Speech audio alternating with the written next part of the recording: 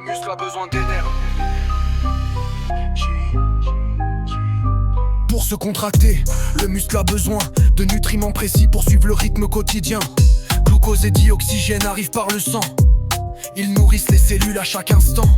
Le glucose peut être stocké en réserve sous forme de glycogène quand le corps conserve. Dans le muscle et dans le foie, ces stocks sont gardés, prêts à libérer du sucre quand l'effort va commencer. Entre intestin, foie et muscles en action, le glucose circule selon la situation. La glycémie doit rester équilibrée, autour d'1 gramme par litre, dans le sang maîtrisé. Trop haut, trop bas, le corps doit réagir, grâce aux hormones pour toujours s'adapter et agir. La glycémie et sa régulation. La glycémie, c'est la quantité de glucose sanguin. Elle dépend des repas et des besoins quotidiens. Pour garder une valeur stable et contrôlée, le corps utilise un système de régulation organisé. C'est le pancréas endocrine qui joue ce rôle central, avec des hormones aux effets opposés mais essentiels: Insuline et glucagon.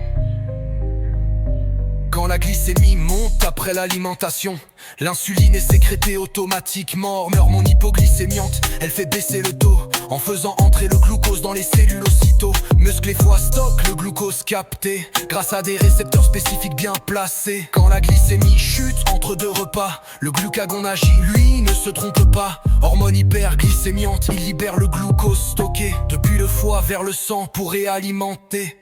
Insuline fait entrer, glucagon fait sortir, 2 hormones clés pour maintenir l'avenir. Un système précis, finement contrôlé, qui garde l'énergie toujours disponible et réglée. Quand la régulation dysfonctionne, si ce système se dérègle avec le temps, la glycémie devient difficilement stable dans le sang.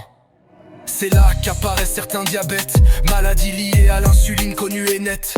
Dans le diabète insulinodépendant, l'insuline manque, qu'elle est absente ou insuffisante. Dans le diabète non insulinodépendant, les cellules répondent mal malgré l'hormone présente.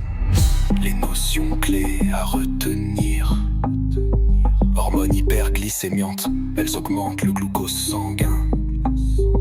Hormones hypoglycémiantes, elles le font baisser sans détour.